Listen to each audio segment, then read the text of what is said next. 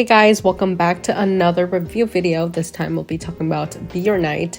This is a 29 episode short length series on Tencent. Each episode has around 20 minutes of runtime, and it stars Fang Zhixin and Yang Yuxi. The second leads are played by Wang Junhao and Elaine Yi. Now, this is my first time seeing the female lead, but I've seen the male lead in a couple of dramas before, and this also has a couple of good directors and writers. So they are known for Butterfly Lovers or A Familiar Stranger. So if you like good cinematography and a show that looks more expensive than it actually is, then check out the works of the screenwriter Zhao Lin and the director Du Hao. This is a Chinese Republican era drama, and it's about a woman who's married to this family who is kind of like the upper elite mob family almost. They deal with a lot of substances, and she has a very toxic relationship with her husband, which is the twin brother to the male lead. One day she knocks him out and now he's in a coma, but she can't let anybody know because in this type of family, in this type of business, the second you show your weakness, like, you're going to be thrown to the wolves and everybody's after you. And she's just trying to keep power, keep the peace, and try to figure it out. She also has a revenge storyline, which will be revealed later on. And male lead ends up helping her out a couple of times. They enter in a marriage of convenience, and the rest is history. So I would say if you like dramas that are super high dramatic and intense, this one's good. But just know, like, with the 29 episode runtime, there's going to be some backstory, more focus on the second leading couple later on. So even though it starts off really good, it gets slow, but then it picks up again. I think the best thing to say about this drama is the camera angles are good. It is experimental, so if you don't like diagonal or like interesting frames, you might be like, what's going on here? It's a little bit strange, but I appreciate it. I think it's different.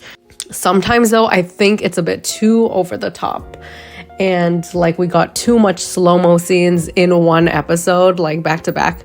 And if you're binging this like I am, then yeah, it could be a little bit exhausting and a bit much sometimes.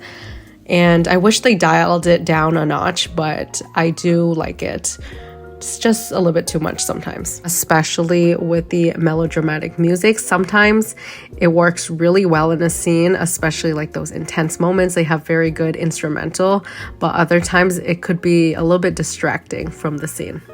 Male lead is no stranger to the genre. I found that of all of his dramas, this is one of the most interesting ones, and it's because there's just so much shown here. I've never seen him have a role that kind of fleshes out like the very evil, the dark side, and also just being very sweet, very in love.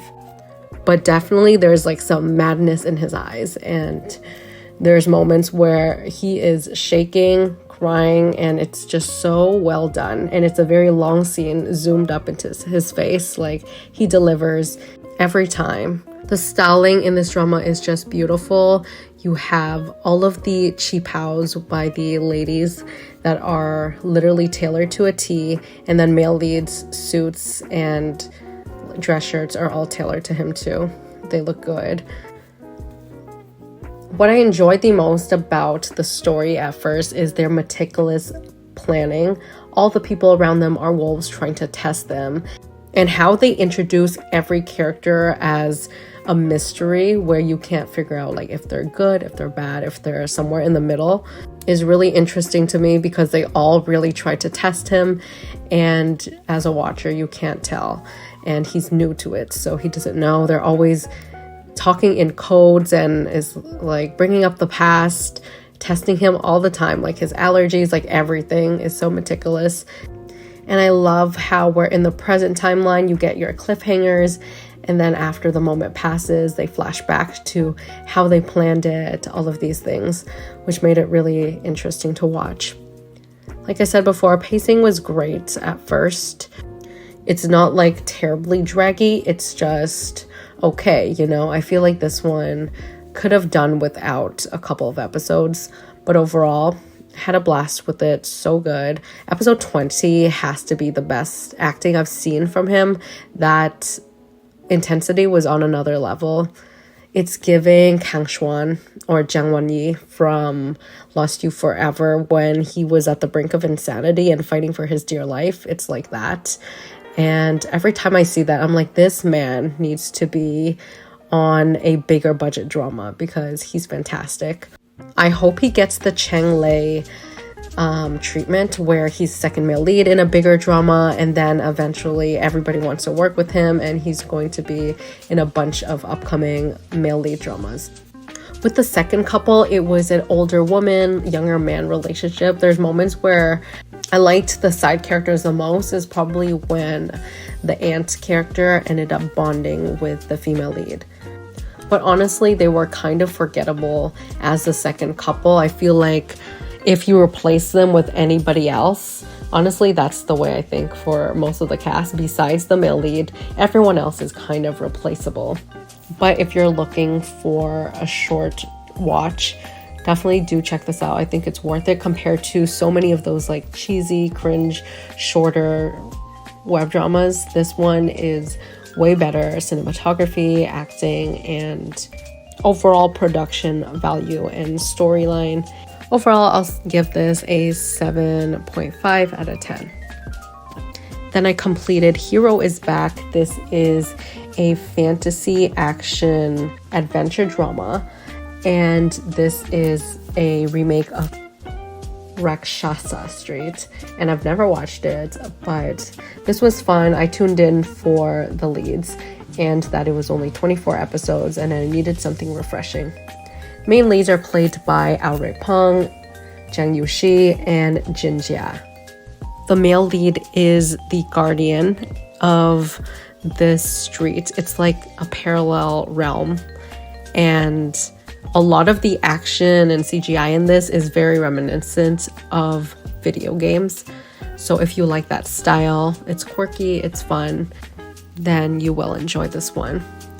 And it's basically the same story of good and evil, heroes, a classic tale of banding together and solving a mystery, and also making sure the street is not full of invaders.